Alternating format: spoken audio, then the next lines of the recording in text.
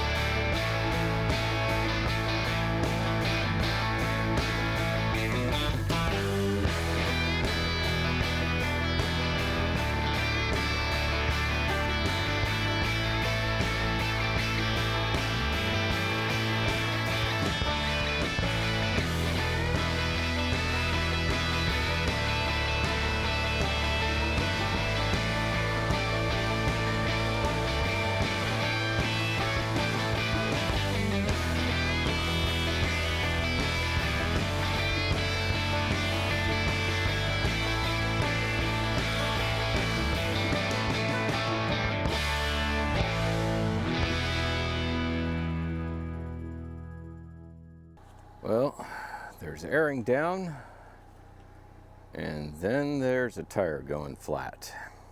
Brand new tire. That's not good. Good news is I found the hole. Bad news is it's not in a great place to throw a patch on it. I'm going to be stopping by a tire shop in the near future. This is the kind of stuff that just makes me sick. Somebody's decided they want to use the trail as their personal dumping spot. Why you couldn't just haul it to the dump, I don't know. And here we are coming up on the trailhead from the reverse direction.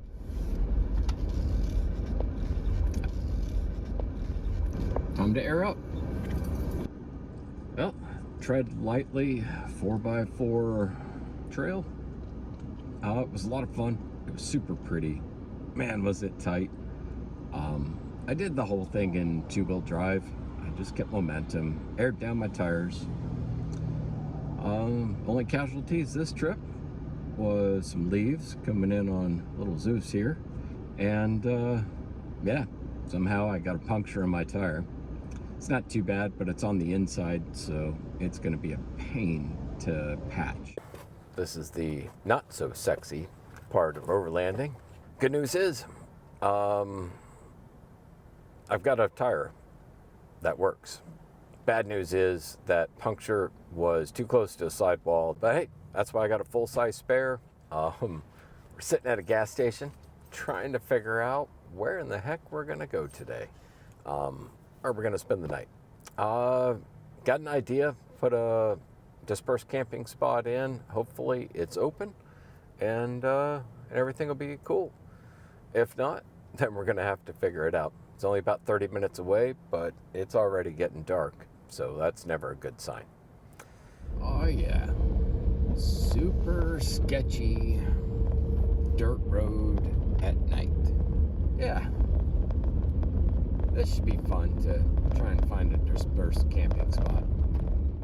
Well, that super sketchy dirt road actually paid off pretty well. I don't quite know what this place looks like in the light, but I found a pretty sweet camp spot here. So, gonna be checking it out, setting up camp, and doing it all, of course, in the dark. First step is get the awning set up. Next step after that, get some light. Then work on table, chairs, and all that good stuff.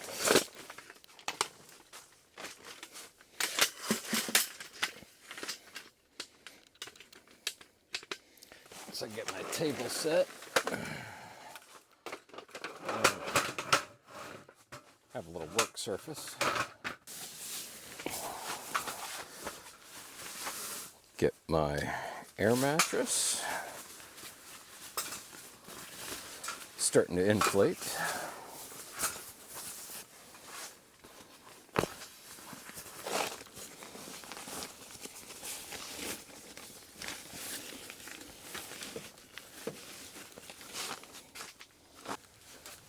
And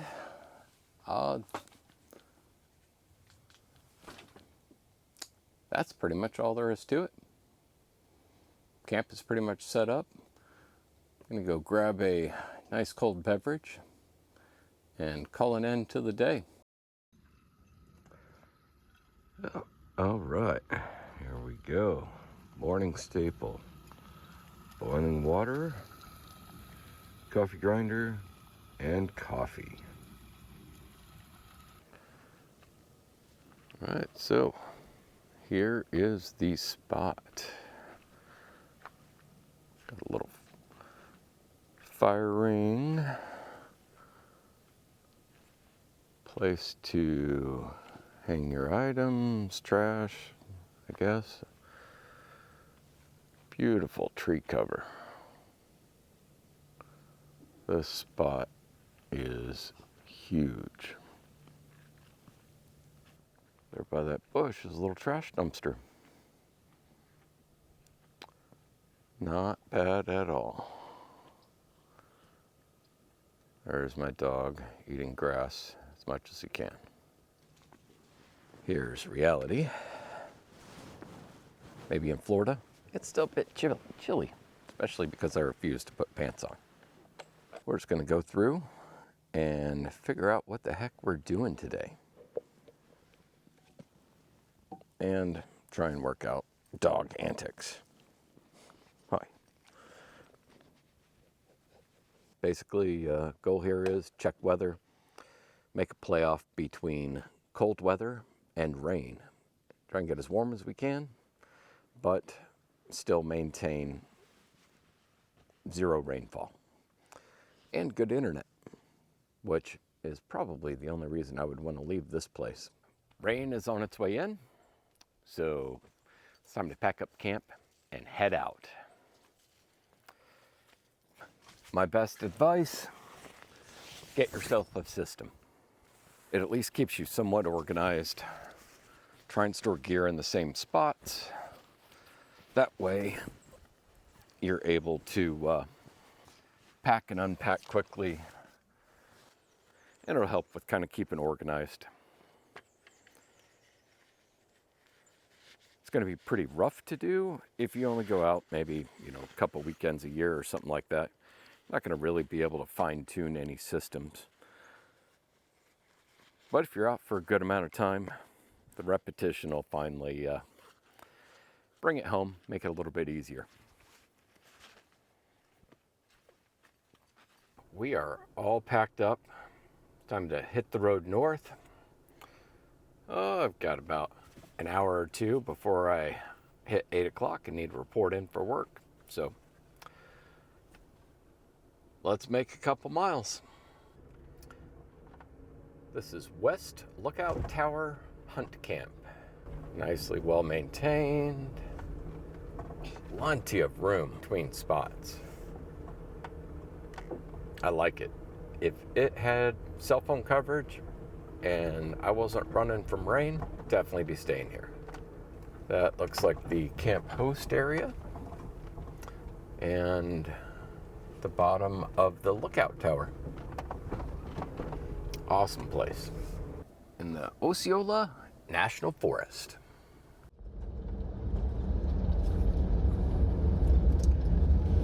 Well, here's the park. Wow, there's more people here than I thought.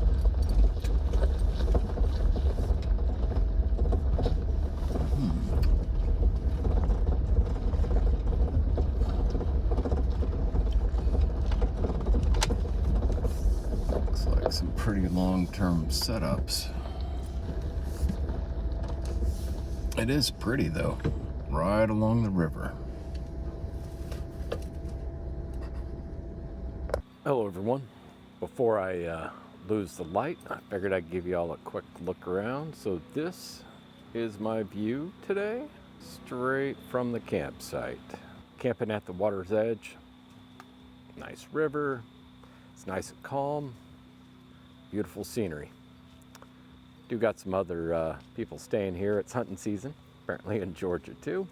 So they are here doing their hunting. Stayed here because they can run their generators all night. That's awesome. But, oh well. Do what you gotta do. If I'm gonna have to do some work, one of the first things I check is the cell phone signal. I use an app called Speed Test because it gives me both the download and upload speeds. And it's much more reliable than just looking at the number of bars I have on my phone. This is the example from the camp here. Cell phone is good enough to make calls, but I wouldn't want to use my cell phone as a hotspot. I then turn the cell phone off on my phone and run it through Wi-Fi and do another speed test. And it gives me the speeds that I would have for download and upload on my internet setup.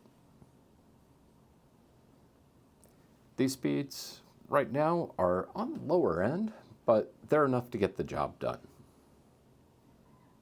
If I've got enough signal to be able to do my job, then I set the office up. And of course, one of the ever important things, especially on this trip, as we're running from a big storm coming in, is to check the weather. And it looks like it's finally going to catch us. It has downgraded quite a bit, so I don't think it'll be nearly as bad of a storm, but we're going to get wet.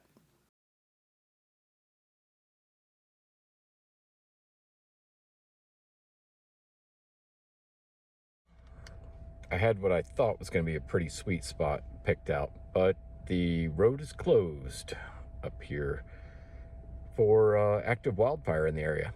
So now I got to find another spot. Great. Now this is promising.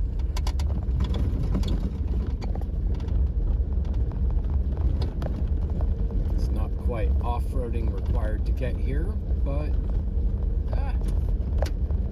it's definitely not just right by the side of the road. If the space is not closed for a wildfire, not taken, and has usable cell signal, I might be set up for success here. The light is fading, but before it got dark, I was able to come here, just begin and set up a camp. Nice little spot. After listening to some guy run his generator all night, I'm happy to report there's nobody around here. Nice and quiet. Well, good morning. We finally found our way into the middle of nowhere. I'm off a forest road near a water input spot, but you got to hike about, I don't know, maybe half a mile to the Chattahoochee River. I'm in the Chattahoochee-Oconee National Forest and had to dodge some sites closed for a wildfire, but all in all, it's pretty good. So, Veep Life.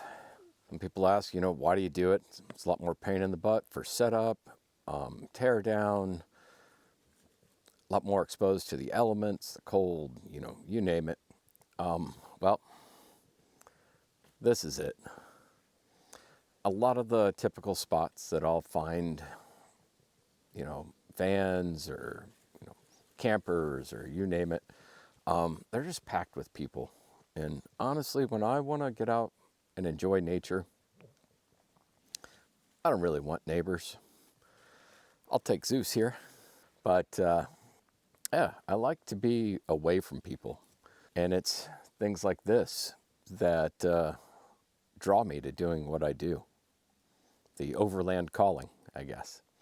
And it's just more enjoyable for the way that I want to live.